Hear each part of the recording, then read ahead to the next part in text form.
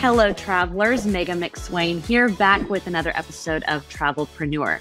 Today, I'm joined with David Naczycz, the owner of WeVenture. David is a seasoned leader in organizational and urban development, and his passion lies in making the world better through sustainable practices and economic empowerment. Welcome to the show, David. Thank you, Magda. Pleasure to be here. How does WeVenture ensure each experience contributes to the growth and betterment of guests, members, partners, and communities? So we do a number of things that I think contribute to that. It's central to who we are and what we're trying to do as a company. We don't want to just provide experiences and not think about the impact we're leaving with our guests, our team, of course, our valued team members, and then the communities we're visiting. One of the things we do is we keep our groups small. So we do small group tours. There's 15 people or less, and that does a number of things. It makes sure that we're not imposing on the community. So as opposed to groups that are like your tour bus size groups, like 50 some people, or even groups of 30, which really tend to like block streets and sidewalks and overwhelm businesses and locals. So we don't want to do that. We want to keep our footprint as small as possible. So that's one thing we do. Another thing we do is we focus on locally owned businesses. So we want our efforts to support the community. And one of the ways we do that is by featuring locally owned businesses on our experiences and encouraging our guests to spend their dollars, their money in locally owned businesses that we know that money is going to stay in the community and support it. We do engage with the community when we're creating tours and when we're giving the tours themselves. So we believe that, our guides are not the only storytellers. We want it as much as possible. We want our guests to interact with the community itself. We want the community to be involved in telling its own story, both in the creation of our tours and experiences and also in the execution. Our guests are going to recognize that and see that. And then lastly, what we've been doing for a while, but we're trying to do more of it, is identify community partners in each of our destinations that we can work with and help support. Often we're donating a portion of the revenue from a particular tour or experience to a local program.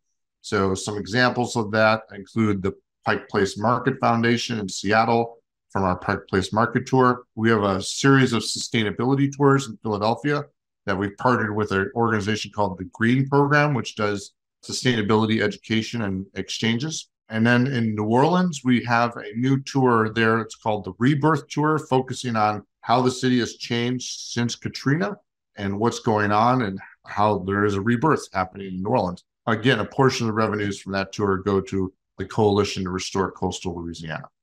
And how do you find these programs, or how do you decide which ones you would like to partner with? Do they come to you, or do you kind of seek them out in the community that you offer the tour in? It's a little of both. We seek them out and research them ourselves. Sometimes it's a relationship we already have.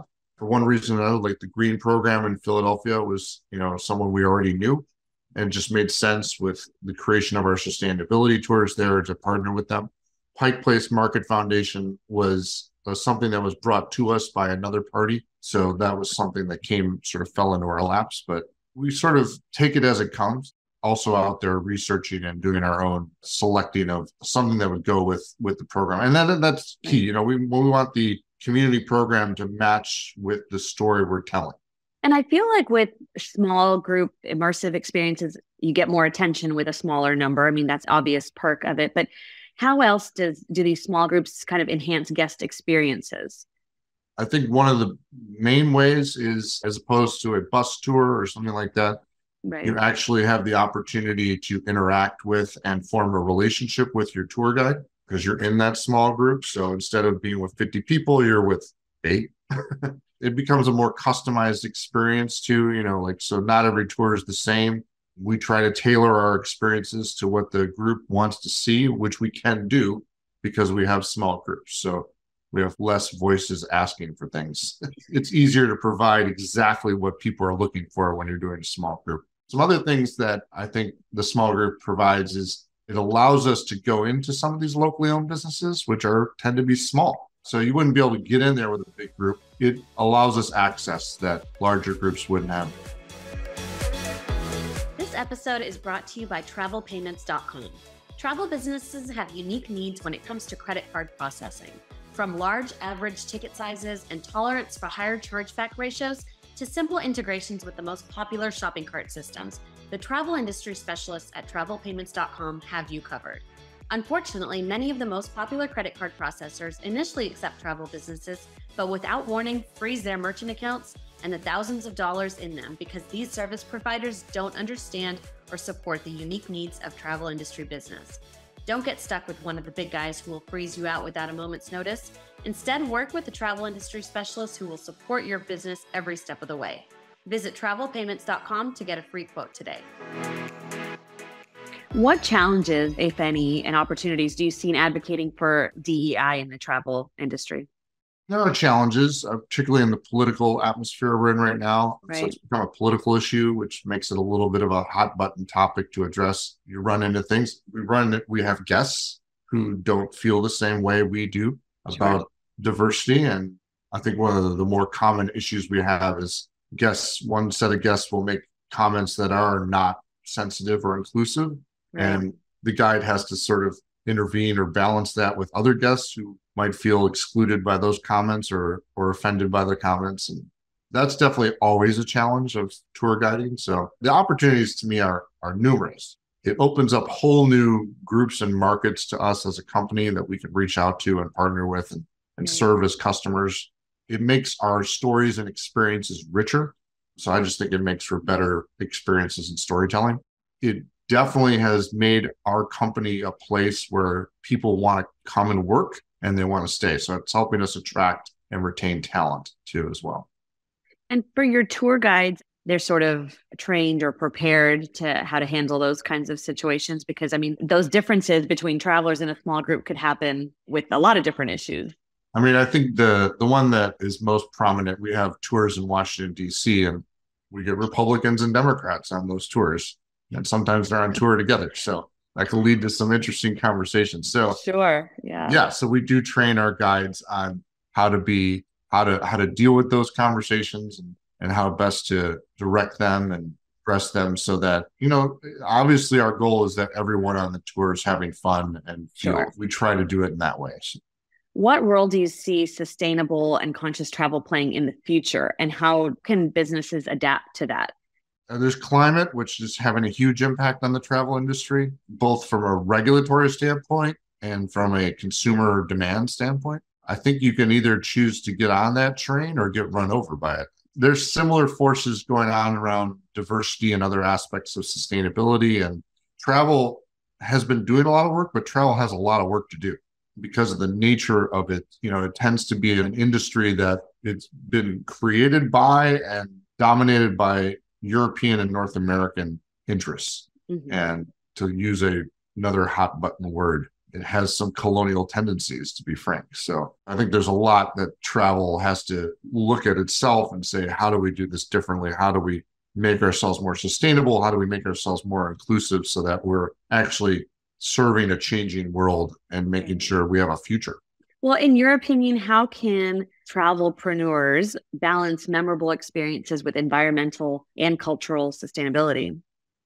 I think these things make for better experiences. I was a part of Impact Travel Alliance, which unfortunately no longer exists. But one of the conversations we would have often was that sustainable travel is just better travel. It's a better experience. It's a more high quality experience. It's a healthier experience. So all these things, to me, pursuing these is just good business. It's a good idea for your experiences. So it's looking at how you're telling your stories, who's telling your stories, how have you engaged with the community in which you're operating. And I think if you do those things, you'll find that you have better experiences. You'll find that you have supportive partners. You'll find that the people working for you value working for you and stick around. So all those things will happen and it's all good. Yeah. How can the travel industry contribute to the economic empowerment and growth of local communities, especially after the pandemic? I think the travel industry needs to look at where the money's going and ask yourself, are you contributing to a community? Are you adding value to a community, or are you extracting value from a community?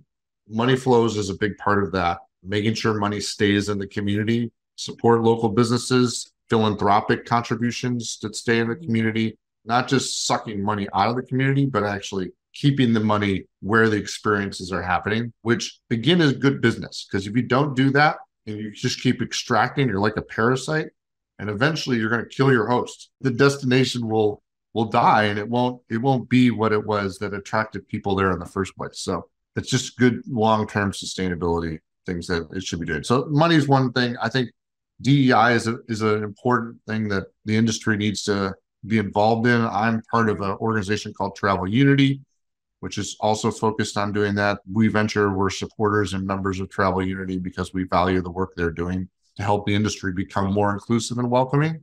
Again, just good business, because more people traveling and more people that feel like they belong, the better off we're all going to be as an industry. So, well, I agree with all of this, David, and I commend you for the work that you are doing with WeVenture.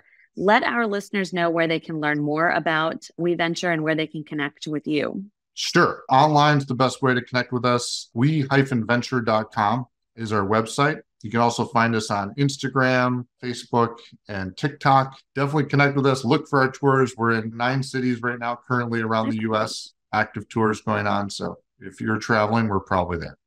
Excellent. Well, thank you so much for joining us, David. We would love to touch base with you again in the future and kind of see how this landscape is continuing to evolve. Well, thanks, Mega. It was a pleasure being here, and I look forward to talking again. Thank you.